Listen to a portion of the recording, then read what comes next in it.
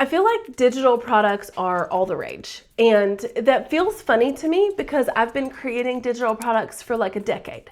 But I get it because with all of the tools we have now, with all of the things we have now, they're much easier to create. People are seeing more examples in their industry, like blah, blah, blah, blah. I get it, okay? But inevitably, there are the people who are like, wait, I'm just confused. I don't know what a digital product is. If I know what it is, I don't know how to sell it, like all of these things, right? So let's put together a little digital products for dummies edition and explain it all. I hope you get my reference and understand that I'm not calling you a dummy. I'm referencing this old book line where everything was for dummies. One of these dummy books is actually how I taught myself web design back in the like 2010, 2011 era, because I bought a coding website or a coding book for dummies. And so yeah, that's what we're gonna do, digital products for dummies. Let's just start with the definition because I feel like that's gonna clear up a lot of things. Digital products are just products that can be sold and delivered digitally. I would go as far also to say that these are generally products that can be sold and delivered digitally and can be delivered at a mass scale. So in other words, like a one-on-one coaching session can be sold and delivered digitally over like Zoom, but that's not the kind of stuff we're talking about here. We're talking about something that can be created once, sold and delivered over and over and over again digitally without any more work on your part after that first creation. So we're looking at things like ebooks, workbooks, templates, like Canva templates, Lightroom templates, mini courses, digital planners, digital art, stickers, fonts, like literally anything in the realm of I created it once, I put it up for sale digitally, and someone can buy it digitally and I deliver it digitally, okay? That is a digital product. I've actually created like a million digital products throughout the year, so let me just show you kind of behind the scenes of some of mine. So I have stuff that's like a mini course or a bundle of mini courses or a bundle of like courses and different things in with it. So like VDP, my current offer for viral digital products, how to create your own viral digital product, which is very meta considering we're in a video about viral digital products, but this is a digital product. It's made up of courses, resources, guides, templates, things like that. So you can see inside here that we've got the actual course material, we've got some templates, we've got some different things to help you actually create a viral digital product. That is a digital product. These are some Canva templates that I've had for sale before for creating a stagnant feed on your Instagram feed. So this is literally just a Canva template. You buy it, you get delivered it, you open it up in Canva, you use it. These are a couple of freebies or lead magnets that I offer, but they're workbooks or guidebooks or ebooks either way. So whether I charge for them or they're free, they're still a digital product. This is a good glimpse at my digital planner when I had those available. This was something that I created in InDesign, made all the pages like hyperlink and like do the fancy things.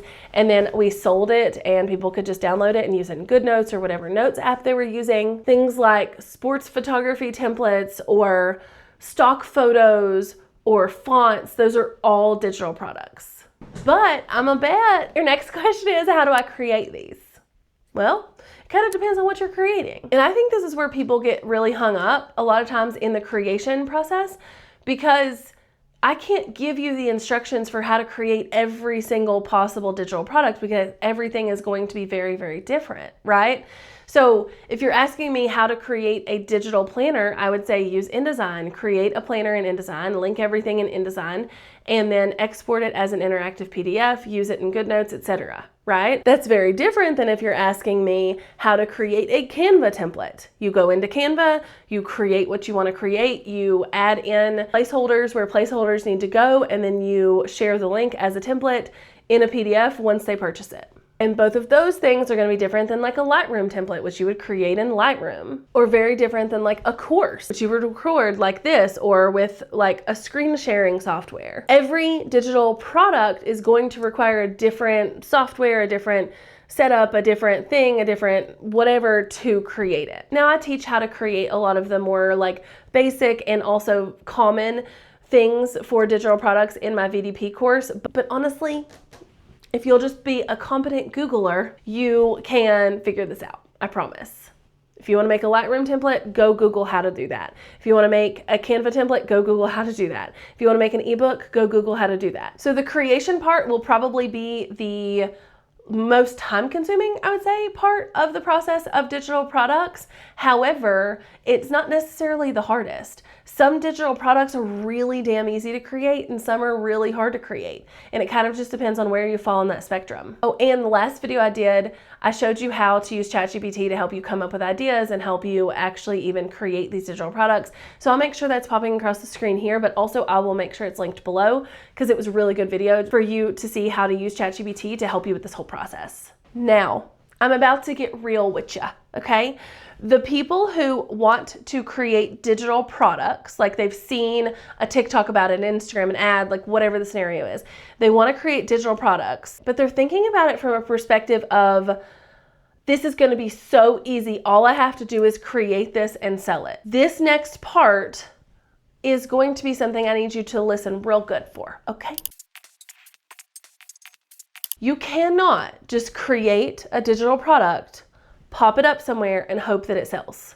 Even on something like Etsy or Creative Market or somewhere where you sell stock photos, you still cannot just create it, pop it up somewhere, and hope that it sells.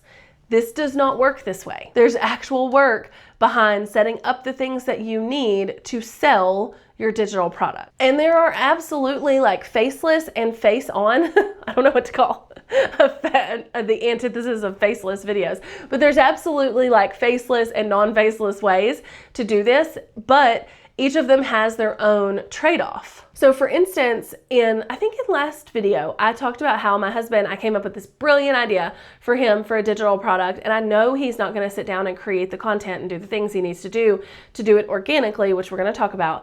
So I was like, hey, we could run ads. We could run ads on Pinterest because I think his industry would be on Pinterest a lot.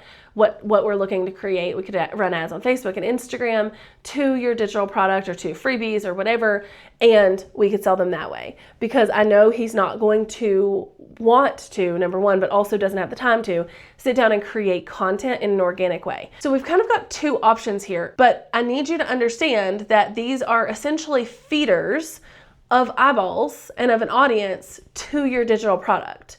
So if you don't have a way to feed eyeballs and people and audience to your digital products, they're not going to sell, okay? So we have kind of the like faceless slash semi-faceless way, which would be through paid advertising. And then we have the like definitely probably using our face and cost less way, but also might possibly take longer way of socials and social media of some sort. So I personally use a combination of both of these. I have videos here on YouTube that are pointing people to freebies, which then point them into email funnels that sell my digital products, that kind of thing. I also have videos that actually point them to purchase my digital products here on YouTube, and I've spent a lot of years building up my platform here, so it's really easy for me to use this platform to sell my things. You can also use platforms like Instagram or TikTok or a podcast to sell your digital products. But those things likely are going to take the longest because most platforms, you're not going to be able to go from like 0 to 10,000 people following you on these platforms in 24 hours. So you're going to have to be patient and understand that you are building an audience of the right people to buy the digital product you're about to create, and then they will start to buy it. And I personally prefer this way because I think it has the longest like shelf life, and it's actually a really good way to like build a business around these digital products.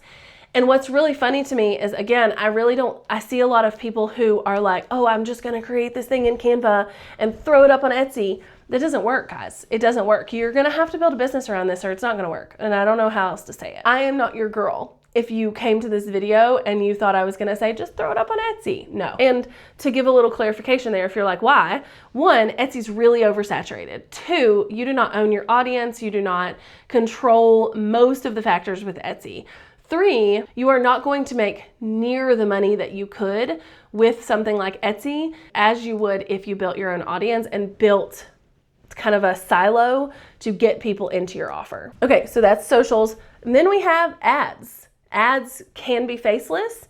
This can be a pretty like easy thing to set up. You can make sales from day one. However, there's money involved.